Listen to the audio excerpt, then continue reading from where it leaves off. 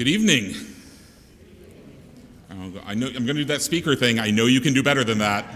Good evening. Good evening. Thank you. Welcome to the Baccalaureate service for the class of 2025. Welcome to graduates. Welcome to families. Welcome to friends. Welcome to those here in this room and those who are joining us via the live stream. Welcome to our faculty and staff. And a most special welcome to our honored guest and commencement speaker, Ms. Jasmine Guy, who you will get to hear from a little later. Here at Ohio Wesleyan, we have a long tradition of baccalaureate being a student-centered and student-led event, a time of both celebration and of reflection. We celebrate the numerous faith traditions, worldviews, and cultures that your class represents, and the capacity for those differences to live in community. We reflect by allowing time for you to consider what these years at OWU have meant to you as you approach the transition of commencement and the adultier adult world that lies but a step across a stage away. It's worth noting as well that nothing in life is only ever one thing. For even as we celebrate, we also remember what we have lost. Two of your classmates, Charlie Morris and Sandro Bruni, bloomed brilliantly in their time with us, even as that time was far too short. We honor the memories of all that they have been to us, and we carry them with us throughout this weekend. Celebration, reflection, memory. Grounded in the theme of blooming from sacred foundations. So as we enter tonight's program and move towards commencement tomorrow, I invite each of you to consider what foundation are you rooted in, sacred or otherwise. I invite you to reflect on how you have grown in your years in this place. And I invite you to question what it has meant to bloom and what it will look like to bloom again and again in this next phase of your life. So once more, welcome, and let us share this time together.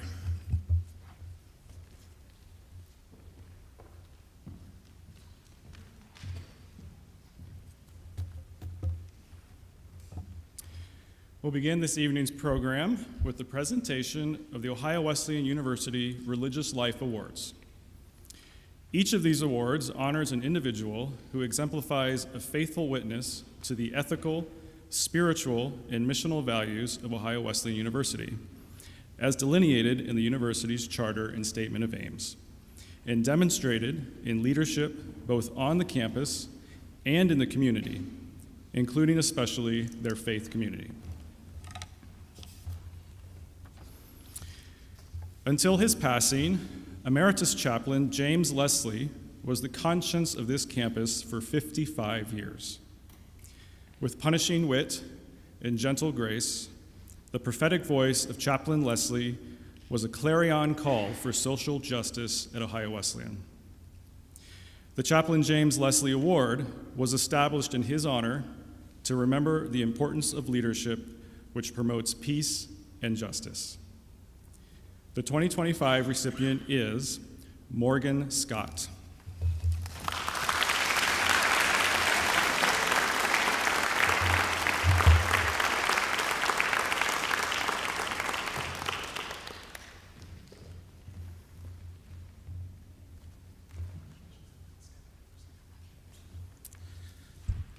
So peace and justice are needed in many fields and in many places.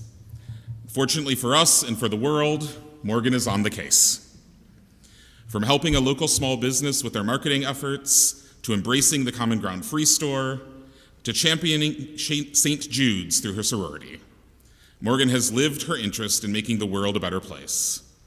And perhaps most notably, her work tutoring elementary school students through the Bishop Scholars Program has shown her kindness, her inclusiveness, and her commitment to making a difference, not just for one person, but for all those who cross her path.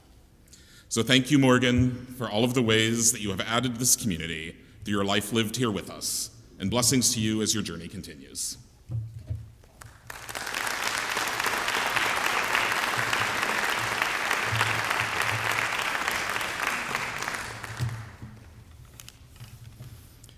For 31 years, Emeritus Chaplain John Powers gifted campus with his poetic prayers, prodigious puns, and his attachment to alliteration. More importantly, though, was his deep and unyielding commitment to interfaith dialogue and intercultural competency, especially in the building of relationships between the Abrahamic faiths of Islam, Christianity, and Judaism. The Chaplain John Powers Award was established in his honor to remember the importance of leadership, which promotes interfaith and intercultural understanding. The 2025 recipient is Dana Colasar.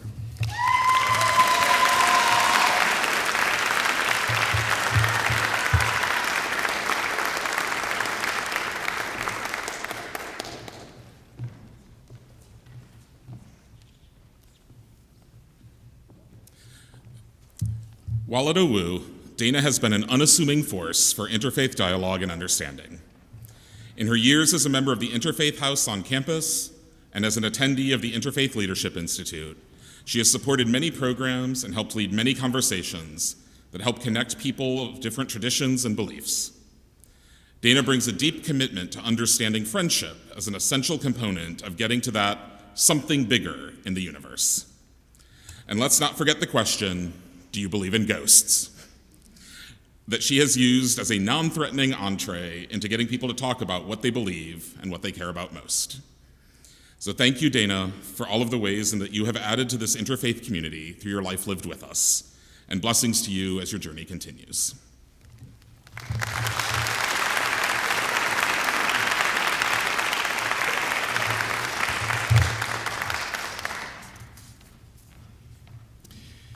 It is not by curious accident that Ohio Wesleyan University is nicknamed the Bishops.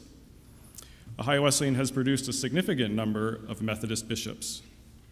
Many of you have lived in residence halls named after some of them. Francis Gerald Ensley was one of our bishops, particularly known for his dedication to Christian education and Christian mission. The Bishop Francis Gerald Ensley Award was established in his honor to remember the importance of leadership, which promotes a strong relationship between church and college, and as one of the results of strong church-college ties, strong Christian mission and witness in the world. The 2025 recipient is Savannah Domenech.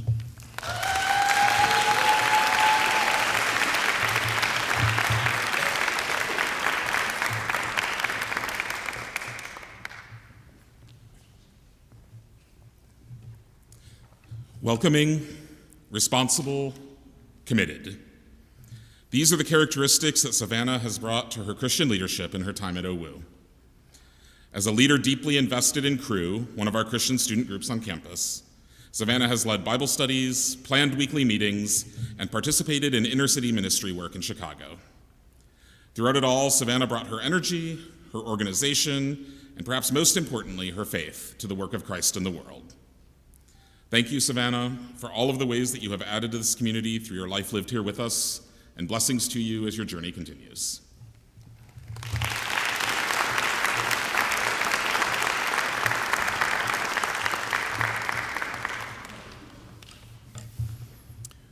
OWU's namesake, John Wesley, proclaimed that love incites us to do good as we have time and opportunity in every possible kind and in every possible degree for all people.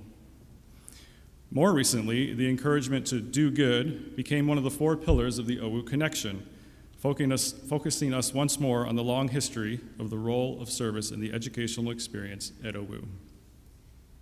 The Spirit of Wesley Award was established to remember the importance of leadership, which promotes the full scope of the university's informal motto, Education for Leadership and Service.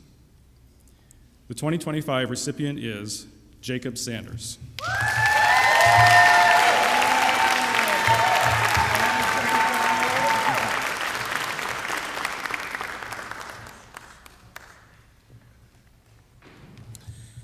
In the words of one of his nominators, Jacob's quiet strength, genuine kindness, and thoughtful presence have a profound impact on everyone around him.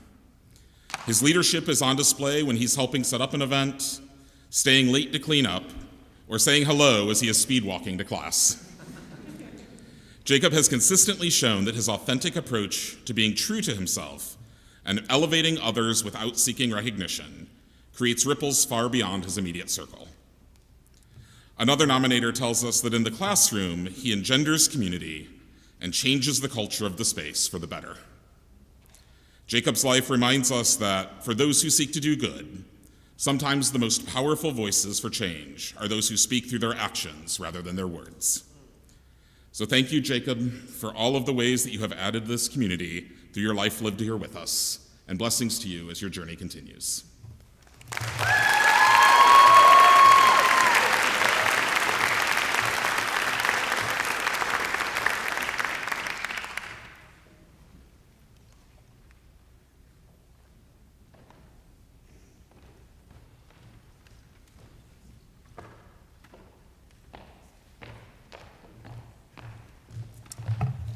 Hi, y'all. Hey. So I get to introduce or talk about one of my babies. So Kennedy, come on.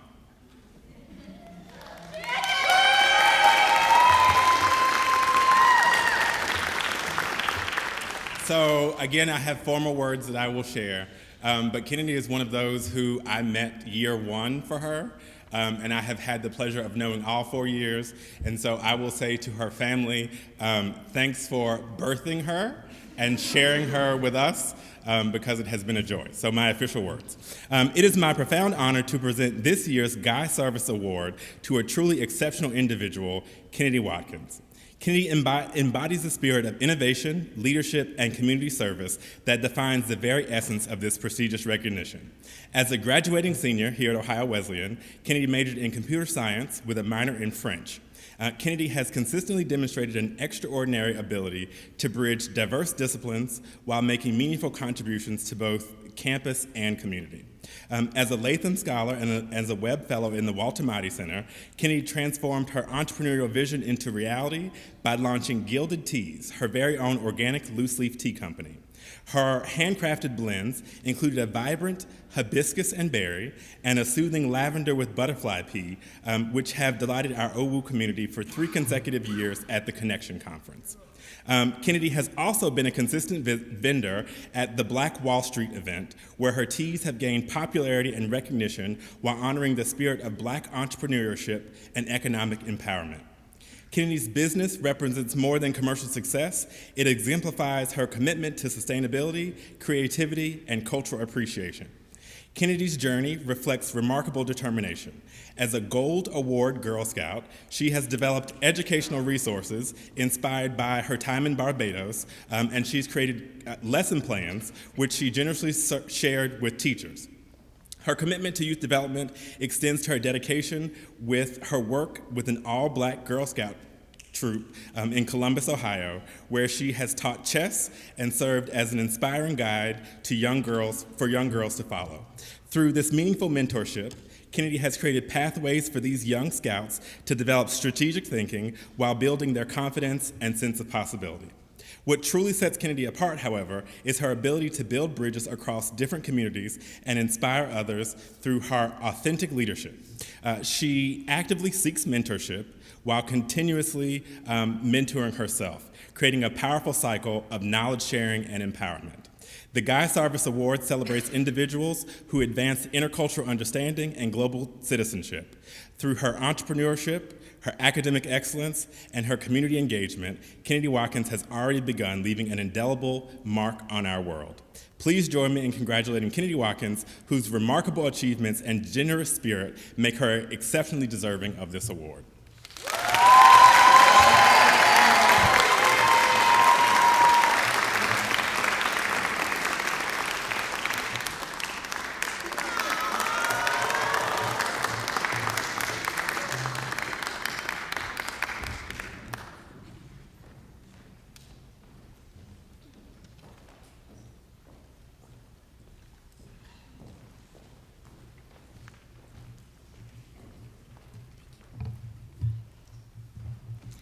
Hi everyone, my name is Oslin, and this is Dana, and we have the honor of serving as the student co-chairs for the 2025 Baccalaureate Ceremony.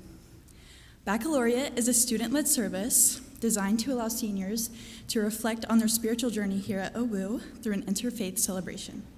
Inspired by the resilience and beauty of sunflowers, we have chosen Blooming from Sacred Foundations as our theme. Throughout our college career, the class of 2025 has been able to build foundations in the world around us. In our time here, we have planted roots in our shared community and experiences. Sunflowers grow in all kinds of soil and remain standing tall in any adverse conditions. And for us, we have grown despite the challenges we faced. The roots we've established here have prepared us to bloom into resilient individuals ready to take on the world. As we move forward, we hope to stay strong and honor our roots. In the same way that sunflowers seek warmth and direction from the sun, we hope that the class of 2025 will experience new light to guide us in the journey ahead. For the next part of the program, we invite you to listen as some of our fellow graduates reflect on the ways they have grown and blossomed during their time at OWU.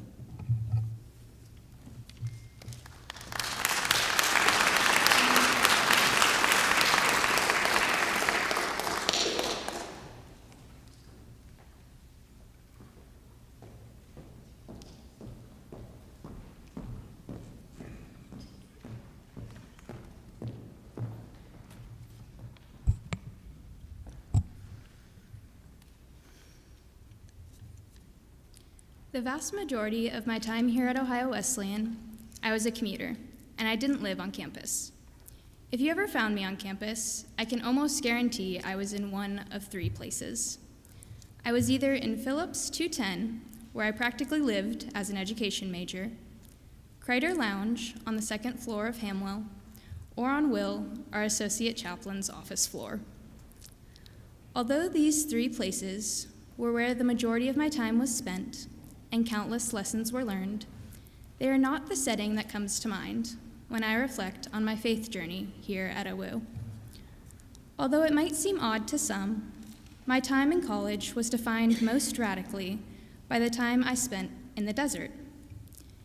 If you don't already know, OWU has an amazing wilderness ministry program.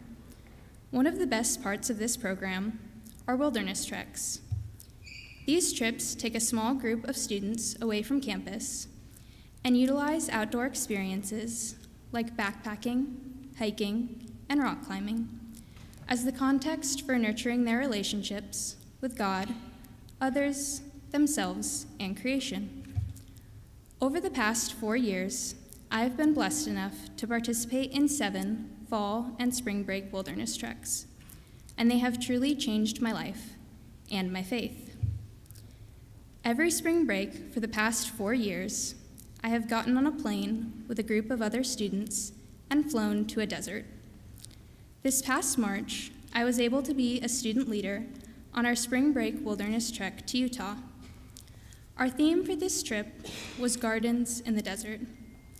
When many people think of a desert, they think of a solitary, lonely, desolate place.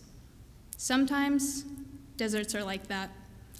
Sometimes itchy grass that appeared from seemingly nowhere is suddenly stuck to all of your things. Your feet are tired from the just one more mile you hiked 3 miles ago. And somehow, even though you were always told that deserts were hot in elementary school, it is freezing and snow is falling. Deserts are not always kind. Deserts can be harsh and unforgiving. Throughout my time at OWU, I have been in many kinds of deserts.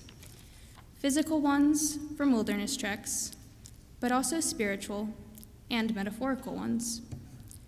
These deserts can be cruel, harsh, unforgiving, and painful.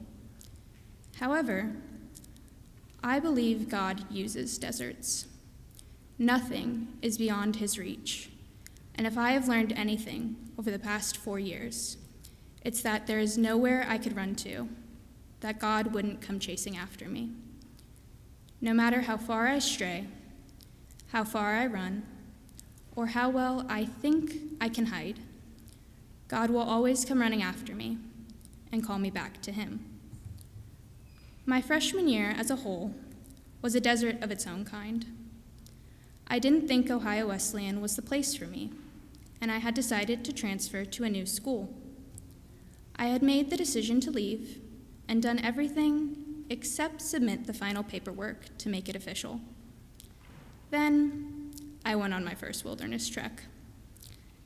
It was in the desert of Death Valley, California, in the midst of the metaphorical desert that was that first year here, that God spoke life. He told me to stay, and I chose to trust him.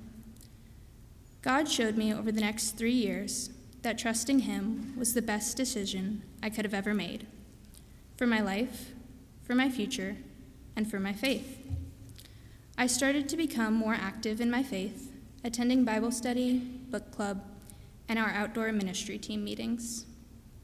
Through these experiences, God gave me the best friends and the best mentor I could ever imagine. I wouldn't have gotten through college without them. When we are standing in the midst of a desert, no matter what that desert may be, it can be hard to see the point. When the landscape around you seems desolate, it is easy to give up. It's easy to be mad at God and think he has abandoned you. However, it is often when we look back on the hardest deserts of life that we can find the gardens blooming in the harsh terrain. Navigating in the desert is hard. In the moment, it can be disorienting. But the good news is, we are never walking in it alone. If we trust the one who is working for our good and his glory, eventually we will see the garden that he has planned, because he does great work. Thank you.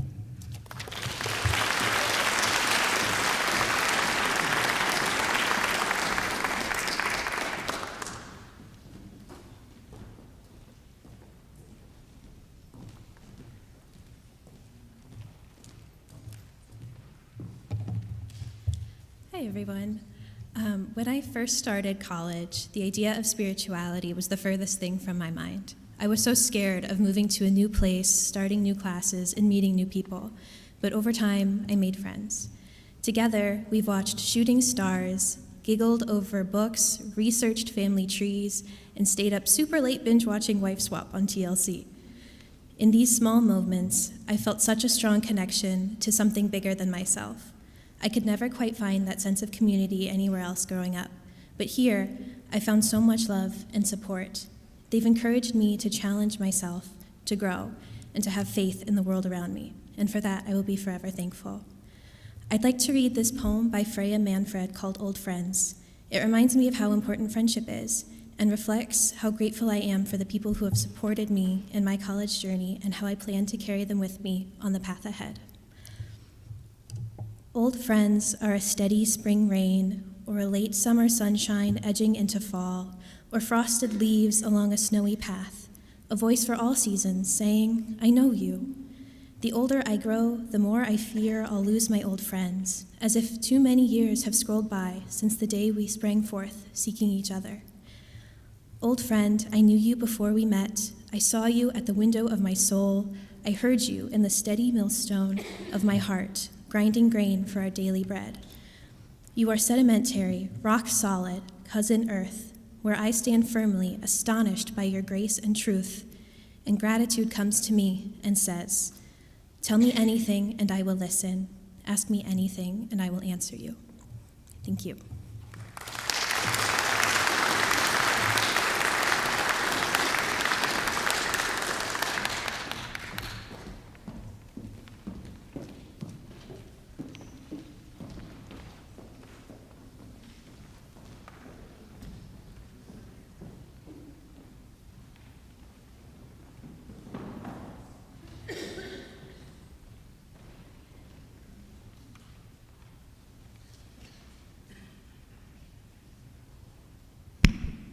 Hello, everyone. It's very special to be here tonight at Great Chapel. I've always tried to come here for every show, whether it's by our performing arts department or the Columbus Symphony Orchestra, like since I was a freshman. and I've been lucky enough to have performed in different spots on campus, but this is the big deal. I mean, it's such a historic space.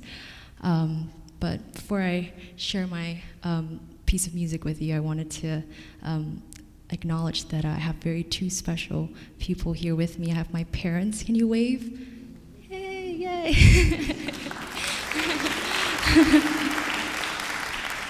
I have my parents here with me. They've taught me so much, but most importantly, they taught me that there's nothing that I cannot do when I put my mind to something. And what has always amazed me is how their source of happiness is allowing me to shine without ever wanting the spotlight to be on them. And I'm sure I'm not alone when I say this tonight, that I truly wouldn't be able to be here without the support of those around me. And whether it's loved ones or friends or strangers we met along the way, there are so many unsung heroes in our lives. And I wanted to dedicate this song, every word and every lyric, to all the unsung heroes in our lives. So here it is.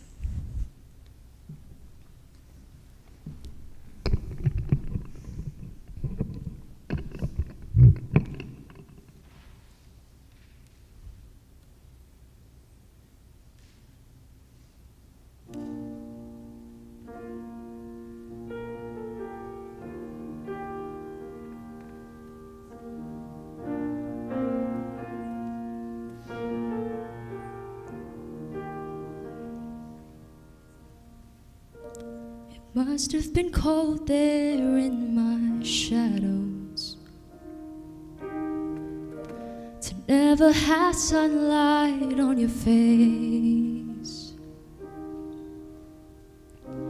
You were content to let me shine, that's your way. You always walked a step behind. So I was the one with all the glory, while you were the one with all the strength. A beautiful face without a name for so long, a beautiful smile to hide the pain. Did you ever know that you're my hero? And everything I wish I could be. And I could fly higher than an eagle, for you are the wind beneath my wings.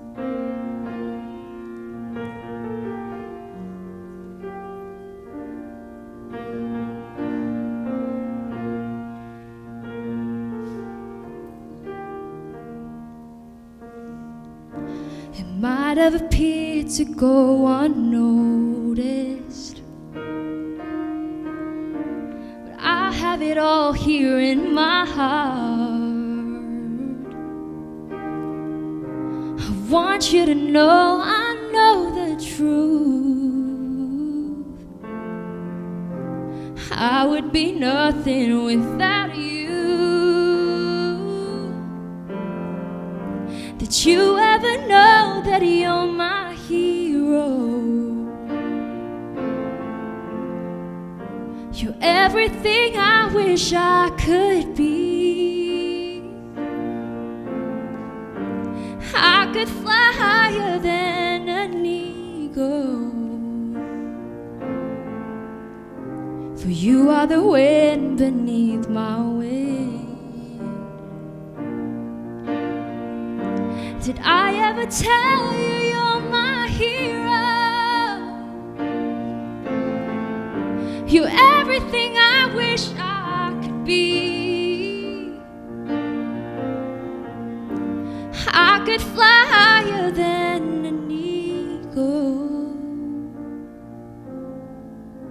for you are the wind beneath my wings.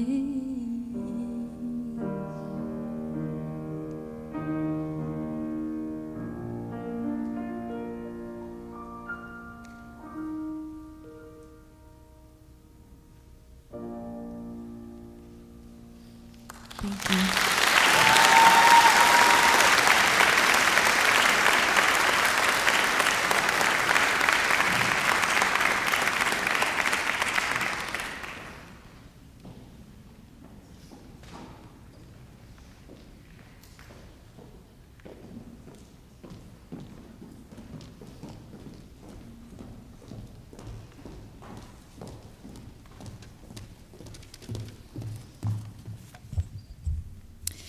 Hello, my name is Grace Luxon, and I love nature. While at OWU, I've had the opportunity to be a part of 3 wilderness treks with the Outdoor Wilderness Ministry. While on these treks, I have been able to connect spirituality with the outdoor world. Why I'm speaking today is a plea. I'm pleading with you to hear these words. Nature is being taken advantage of, but this is not the way the world should work. We are meant to care for the world, not rule over it and enslave wild lands. I've prepared a few readings to help get my point across. But ask the animals and they will teach you, or the birds in the sky and they will tell you, or speak to the earth and it will teach you, or let the fish in the sea inform you. Job 7-8. The more clearly we can focus our attention on the wonders and realities of the universe about us, the less taste we shall have for destruction. Rachel Carson. Forests, lakes, and rivers, clouds and winds, stars and flowers, stupendous glaciers and crystal snowflakes.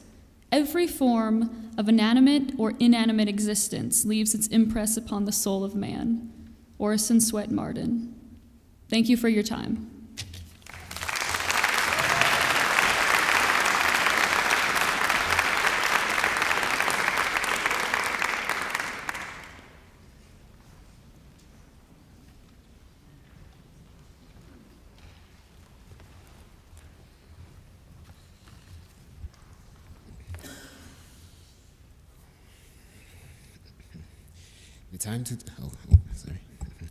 The time to depart from Ohio Wesleyan is upon us. It feels like just yesterday we were finishing high school and about to start our first year at college, but now we're at the finish line. Before coming to Ohio Wesleyan, I was curious about what the experience would be like, but as time advanced, I began to adjust to the aspects that campus had to offer. Through each passing year, I engaged in more student activities, attained more friendships, and learned more about who I am as an individual. One of the things that I learned from OWU is that even when the workload seems demanding, it reinforces personal skills, it motivates students to keep their engines roaring, leading to their accomplishments through academics and life and campus life in general. A personal story that I'd like to share is when I was nominated for the Golden Bishops. I was honored with the Bridge Builder Award, an achievement for building trust, developing friendships, and assembling the community. The news surprisingly shocked me because I never imagined that I'd be publicly recognized for my strong efforts. After receiving word about this, I knew this was a sign from God, telling and reminding me why diligence and perseverance matters when serving others. Each individual has something to give, but the trick is finding how to wield those capabilities to make a difference. Sometimes bad things interfere with our strategies for success. But even when the odds are stacked against us, it's important to never give up and keep on rolling. This is how the Golden Bishops influenced me, showing the community how I stand out and inspiring others to recognize their true potential.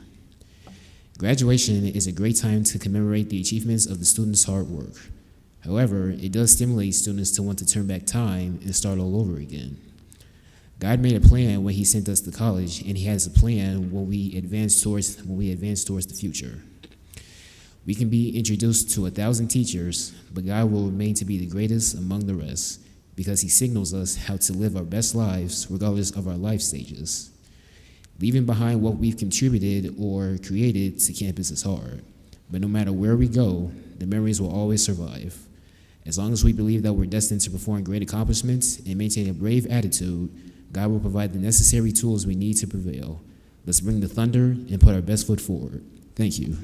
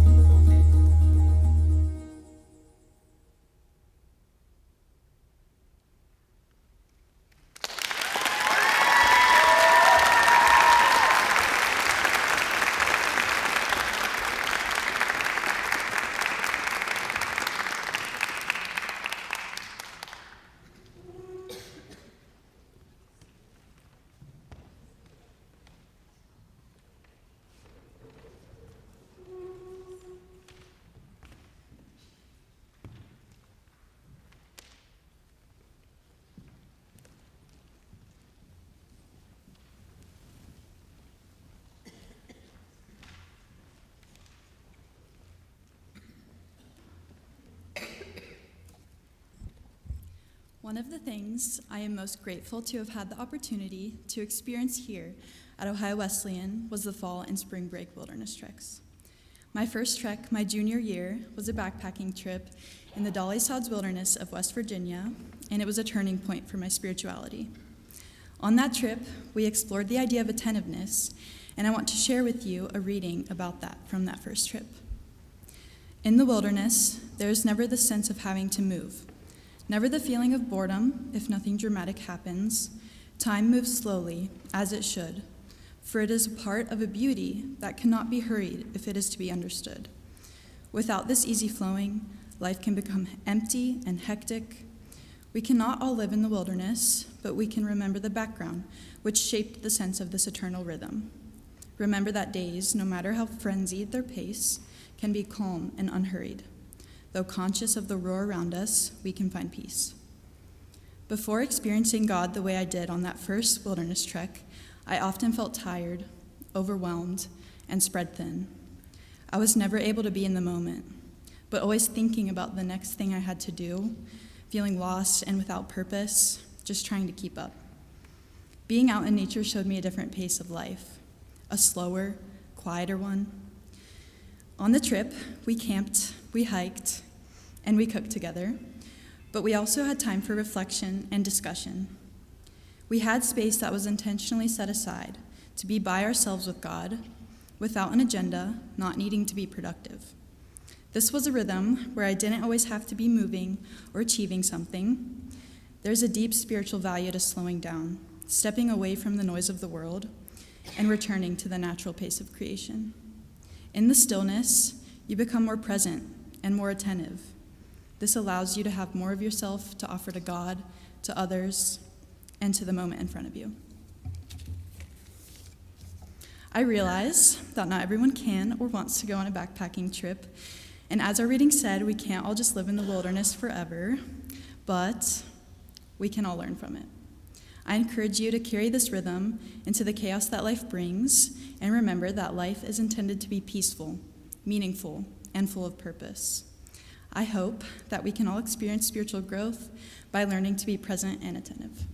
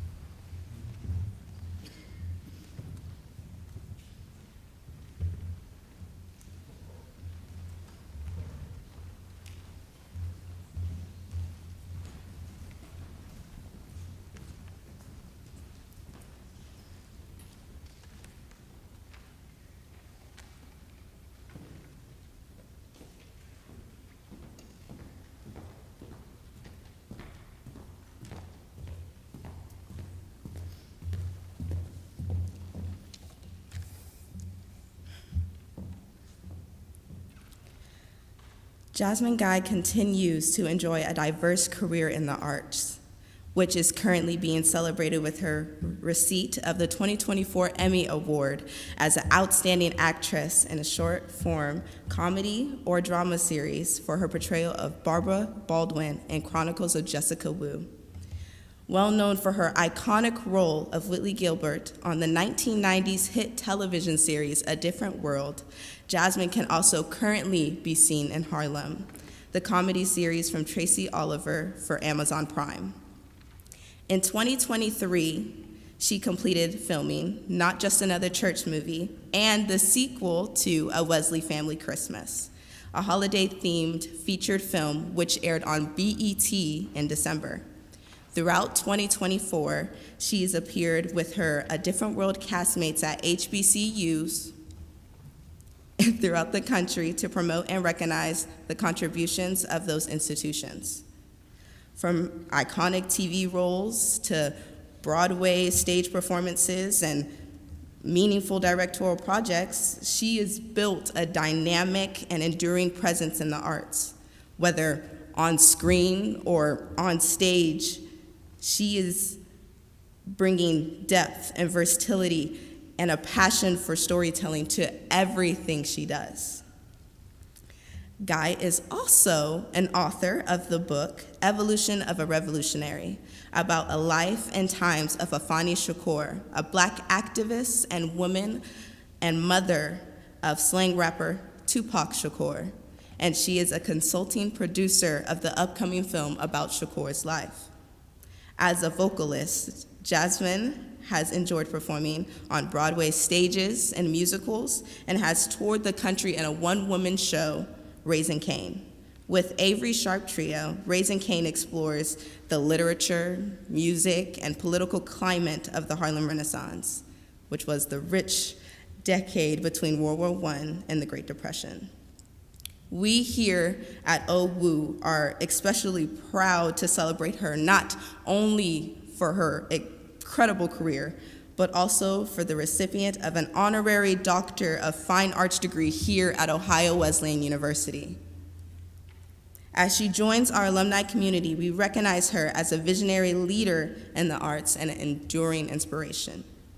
Personally, I find her incredibly captivating, not only for her career, but she can excel from television, film, theater, which reminds me that artistry has no limits. It is an absolute privilege to introduce someone whose work has influenced generations, including those of us striving to follow in her footsteps. Jasmine will be joined on stage tonight by the president of Ohio Wesleyan University, Dr. Matt Vandenberg, and our chief diversity officer, Don Chisebe. They are going to have a conversation about the theme here tonight, blooming from sacred foundations. So please welcome me into bringing to stage Dr. Matt Vandenberg, Don Chisebe, and Miss Jasmine Guy.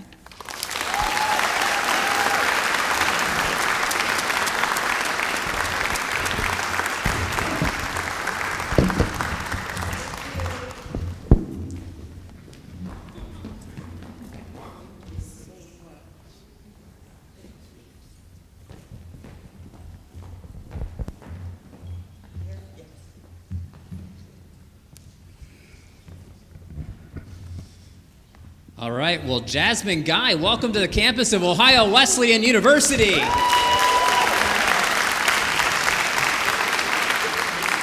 We are just so thrilled to have you here. This is going to be an amazing weekend. We've got, of course, this fireside chat, but then the fun extends into tomorrow during commencement ceremony, where you're going to get an honorary Doctorate of Fine Arts degree. We don't have a lot of time together, so if it's okay, I'll just jump right in and get the conversation going. Go for it. You're the president. Say that to my wife. She's somewhere around here. Okay. You got it? Okay. All right, good. Well, Jasmine, as Ollie said during the introduction that she gave, you became this household name playing this iconic character, Whitley Gilbert, in A Different World. How have you been able to sort of carry forward that legacy while also sort of stretching yourself and continuing to grow as an artist? Well, I think that we are always learning. And even though some of you are graduating and going out into the world, there will always be lessons and there will always be things that you want to improve on. Be curious. Stay intellectually curious and stay spiritually curious. That would be what I would advise the babies here. But as when I was their age, I really wanted to dance with Alvin Ailey. I really wanted to be in musicals, and my focus was always that. But I had to do certain things to get to that point, because both of my parents were teachers. So I had to make good grades.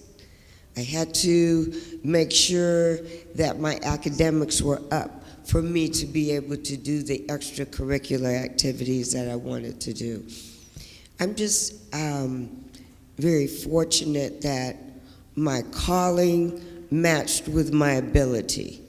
Now, if my calling had been to be a chemical engineer, that would be a challenge, because my natural proclivity is to not only perform but to communicate. And I always loved dance. That was my first language, as I say. And I think that I was just blessed, fortunate enough to get those opportunities. And I just want to remind people that you only see what gigs I did get.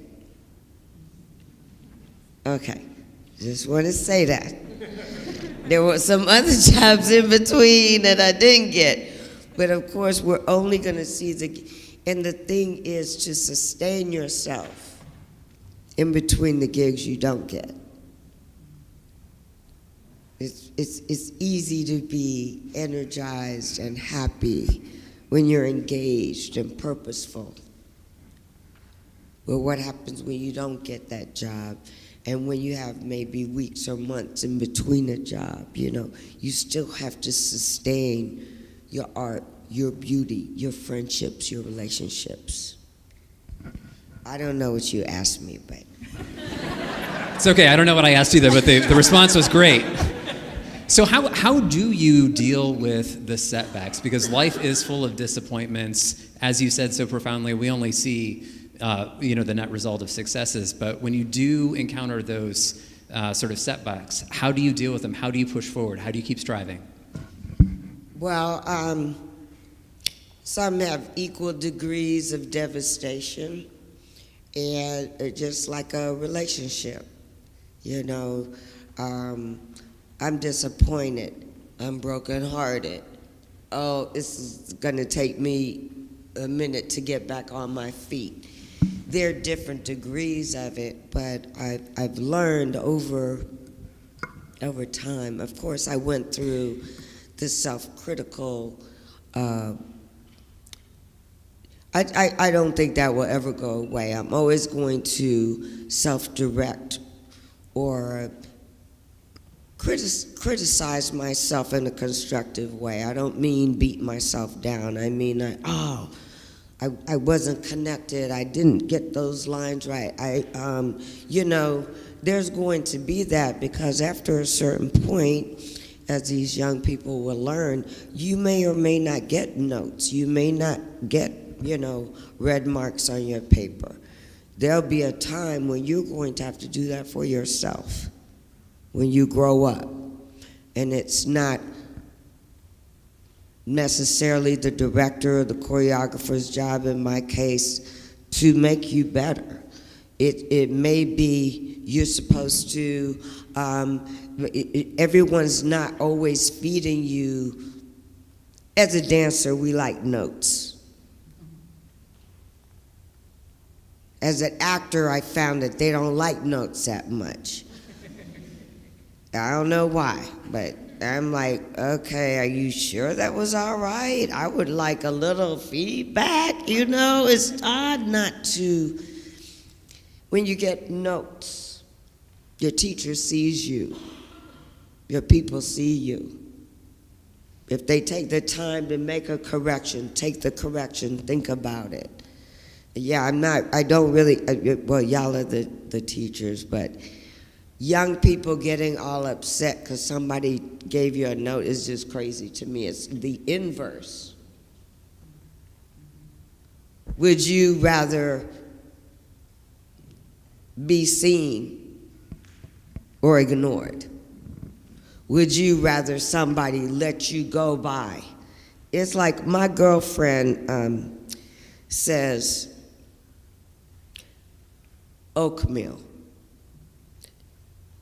And I really need to tell her that it's oatmeal, because I just don't want her to go out in the world saying oatmeal. It's like that. It's like, don't let me go out there saying it wrong.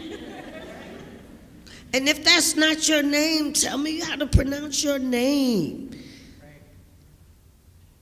Just little things like that mean a lot to me, because that means you care enough to let me know. I forgot your question again. It's a great answer again, doesn't matter. So for someone like me, A Different World really was much more than entertainment. It is something that showed me that college was accessible to me, and that it was something I should want and could want. And then the topics that happened on A Different World, things like you all were talking about race, you were talking about class, you were talking about gender. I remember an episode on apartheid, like South African apartheid. And so when you're looking back on that, like, how did being part of that show shape your understanding of your role as an artist in shaping our minds really about what was happening in culture and community and globally in all of those ways? It was a blessing to have a platform in real time to discuss the things that were coming up. When we first did the show in the first season, we weren't really talking about anything topical. And I felt it was trite and irrelevant, entertaining, but not necessarily relevant. But in the seasons that we did after that, all of those shows that you mentioned, Debbie Allen really had to fight, she and Susan Fales, to get those shows done with NBC. They were happy with Whitley and Dwayne, drama and whatever going on. But when we did the AIDS episode, when we did the apartheid episode, when we did the date rape episode, they're like, how is that gonna be funny? Because we are a sitcom. And I think the beauty is that the more real we got, the funnier we could be. As opposed to being farcical, we were able to say, and even in the middle of a funeral, somebody may fart and you may start to laugh. You know, this is part of life. It's not all or nothing. It's not, it's both. And I think that's what resonated when we were able to do those stories. And how enriching for us. Okay, usually my character was not relaying what I would say. But that's why I'm an actor. I know how to make somebody else real. And the key was how to make her real, funny, and recognizable when I'm saying kind of foul things, you know, like when my roommate, Charnel, was Kimberly Reese. She was going to give up her scholarship because of the divestment in South Africa. And my line was, but I don't care about them, I don't even know those people. It's funnier when I say it like this, but it's still a foul thing to say. You know, like when they, you know, she's parking in the handicap and Denise Huxtable says, you're parking in the handicap, and she says, why should I be punished because I can walk? A lot of the humor was in the accent. And I was aware of that. As the show progressed, and I realized I would be doing it longer than the first two episodes that I memorized.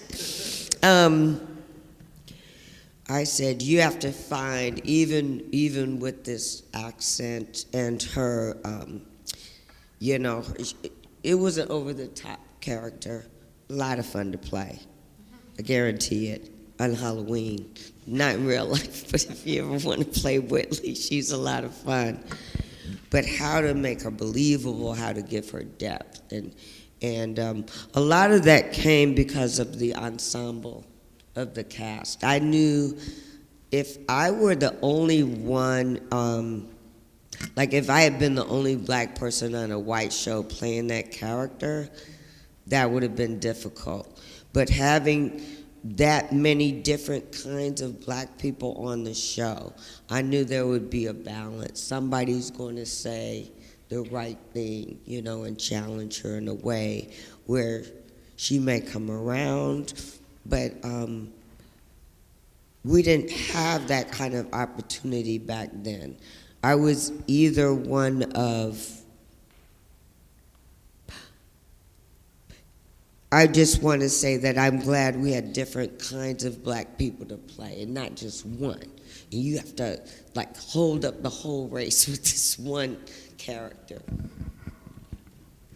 Well, going back to the beginnings of your career, you know, the hustle, the breaks, the lessons that you learned along the way, what sort of moments or insights stand out to you the most? What are some of the crucible moments, the moments that really made you who you are?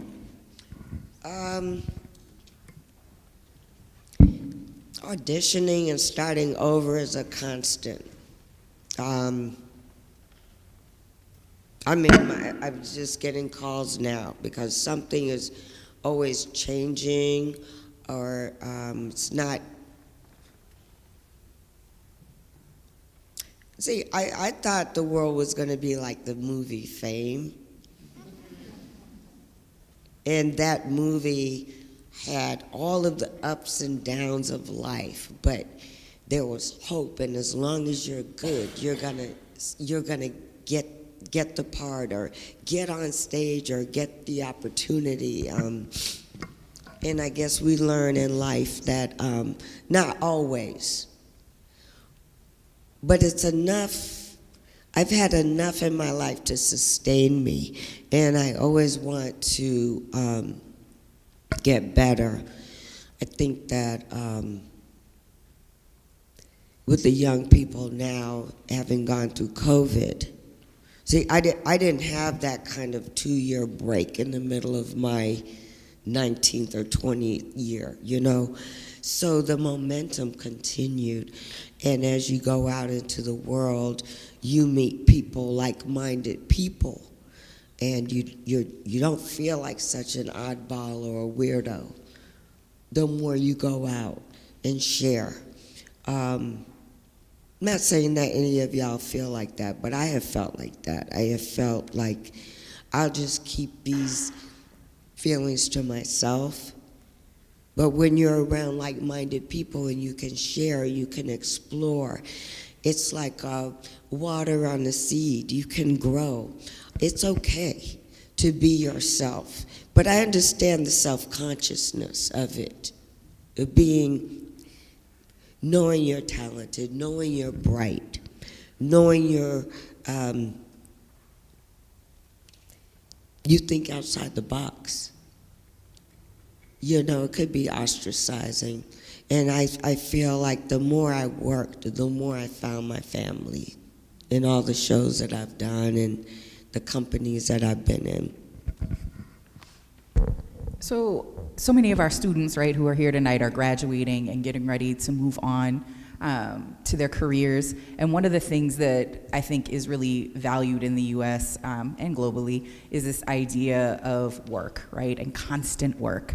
And so I'm trying to think through ways that you have prioritized rest, right, or self-care in any way, because you've had such a rigorous career. Right? And so are there ways that you have been able to take care of yourself, to prioritize rest, to do any of those things? Of course you would ask me that. The one question I don't have a prepared answer for. That's been something I've had to learn. I'm 63, and there were times in my life when if I wasn't working, I wasn't happy. It was just, it wasn't making money. I needed to be constantly working. I think things changed for me after I had a baby. But I was already 37 by then. It's really been a challenge for me to know what makes me happy, because for me, working is living. It's not like I'm doing something I don't want to do. So when I get a job, I'm excited. I love it. It could be 10 hours, 12 hours, whatever. The process, being around a creative situation, it was those times when I was just home that I'd be like, I gotta get a job. I gotta do this. I taught dance in LA. I mentored. I don't know. It's just part of my life, my lifeline. You know. So it's been a challenge to figure out what I do when I'm not working. I color. I watch a lot of documentaries and I love the access that we have to TV. You know, I grew up with 3 channels. So I'm like, oh, you know, and I read, I love audio books. I love going to restaurants. I don't know, I'm trying to make sure that I'm okay when I'm not working. Because it's not good to just depend solely on that. It is Mother's Day weekend, and you did bring up having a child. How did becoming a mom sort of change your sense of identity and or the decisions that you made, your decision-making process? Well, I had Imani when I was 37, and I thought I would just continue working. I had been doing the show called Chicago, and I was planning to go back to do the show. They were calling me to come back. And really, when I got pregnant, I started feeling differently. I wasn't sure about when I'd be ready to, you know, get my body back in dancer shape to go back to work. And I didn't want to miss that part of my experience in my life of being a mommy with my new little baby, you know. I was surprised. I felt my ambition just fly out the window, really. You know, I wasn't anxious to go back to work. And it was a very exciting time. All of her childhood and her life has been exciting for me. I'm so grateful to be a mother. So beyond acting, you've made your mark really as a dancer, right? A director. You always tell me you're a dancer first, right? Dance was your first language. A director and an advocate. So how have those disciplines allowed you to deepen your artistic expression and perhaps even reconnect with parts of yourself that characters like Whitley didn't get to reveal? Yeah, yes, dancing,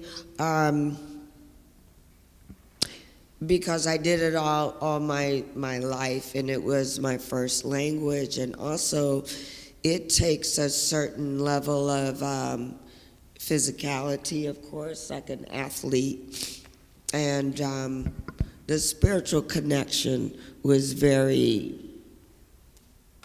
immediate. Like, I couldn't do it without that spiritual connection.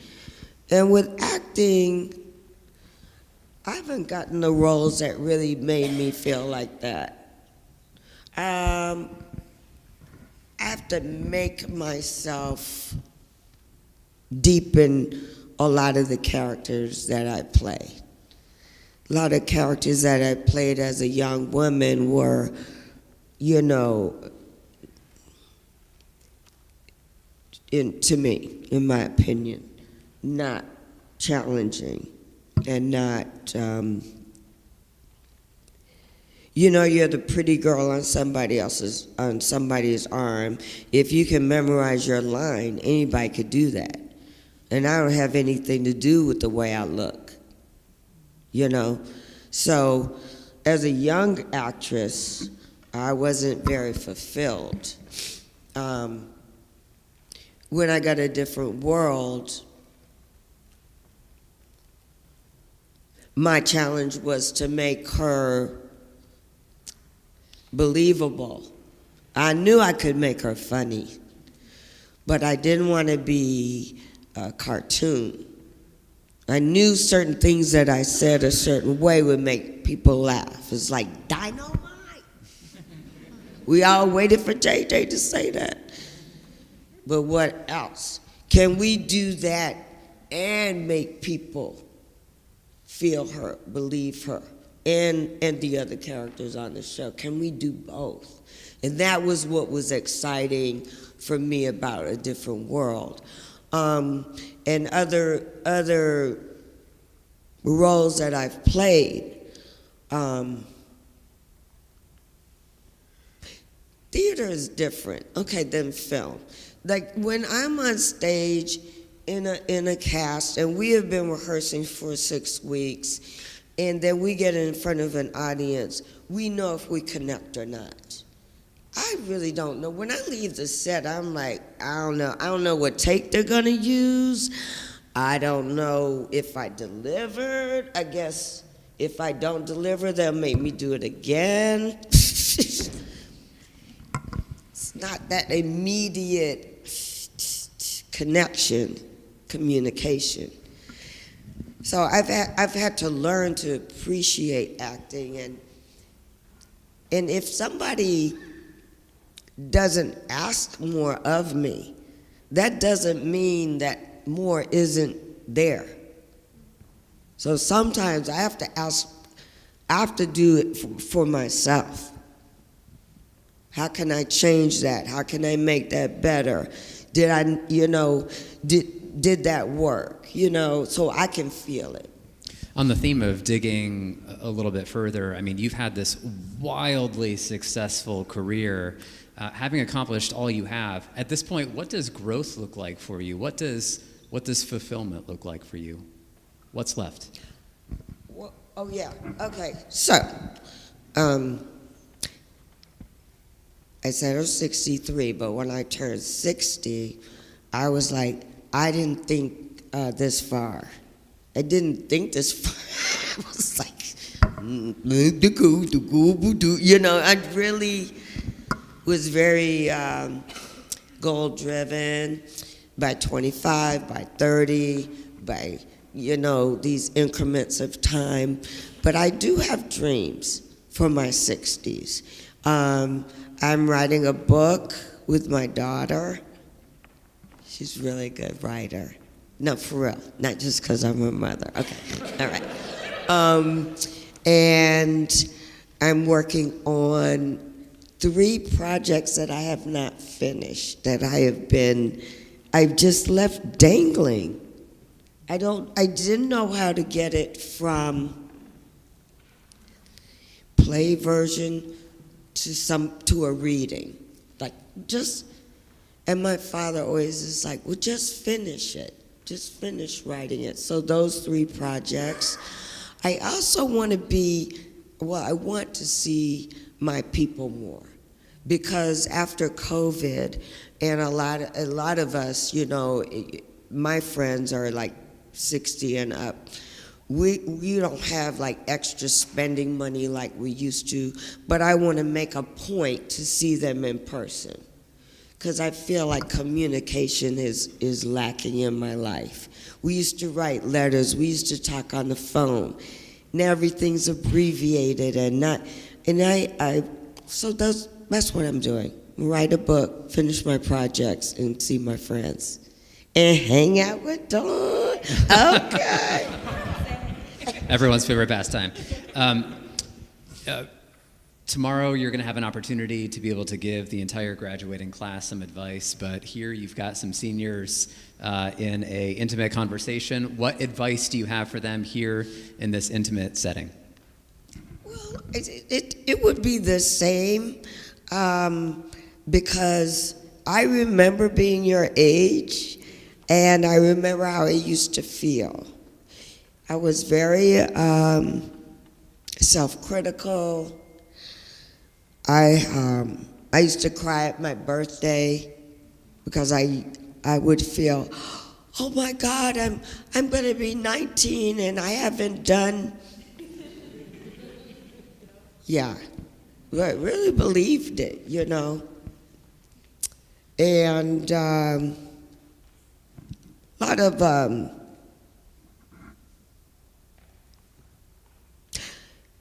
fear in bad habits at this age. But I did have courage, and I did know I was good. So it was just about getting over the precipice of, you know, leaving home and going out into the world.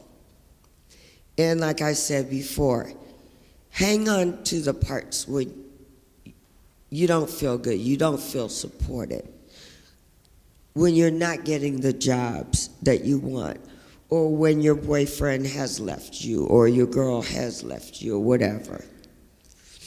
Feels like it's the end of the world, but it's not.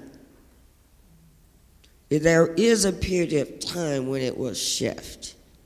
I don't have an exact date,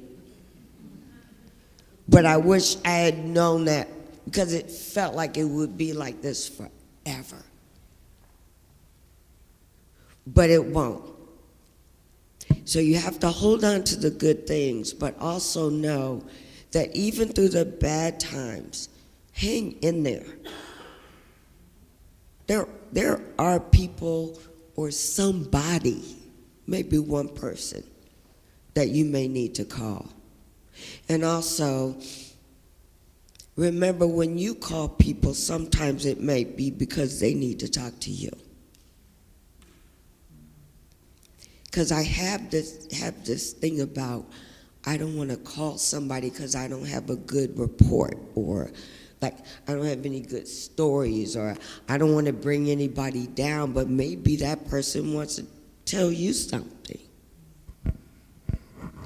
Jasmine, thank you so much for sharing this time with us. We really enjoyed the conversation. We cannot wait to hear your words of reflection for us tomorrow and for our graduates. Ladies and gentlemen, how about a round of applause for Jasmine Guy? Thank you.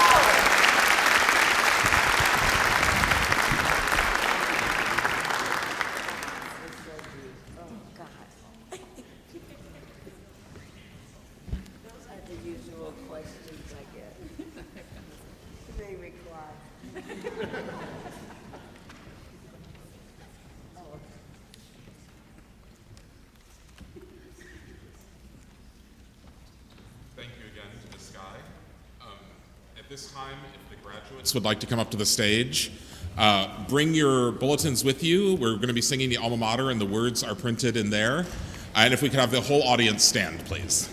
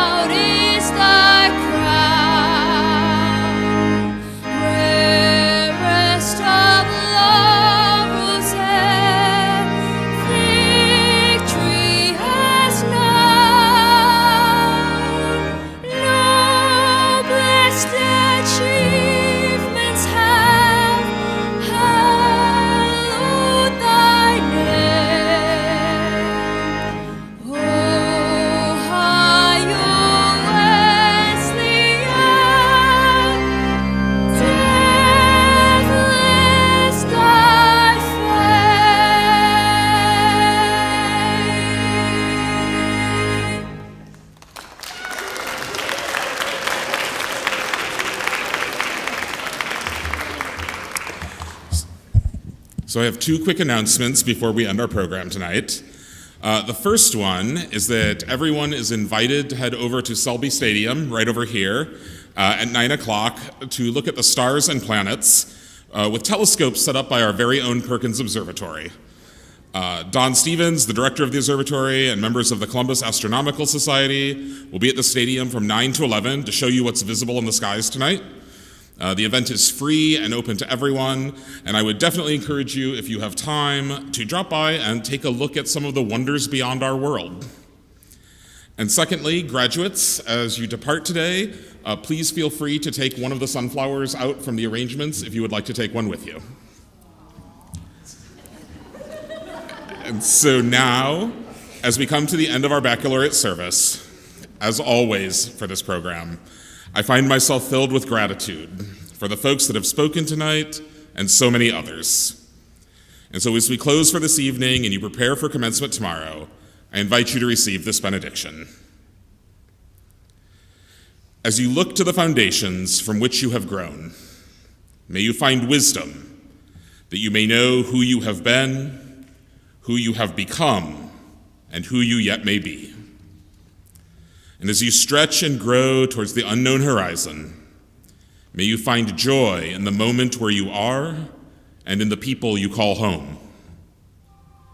And as you continue to bloom in new times and new places, may you turn your face to the light of justice, goodness, and union with the very heart of the divine. Amen.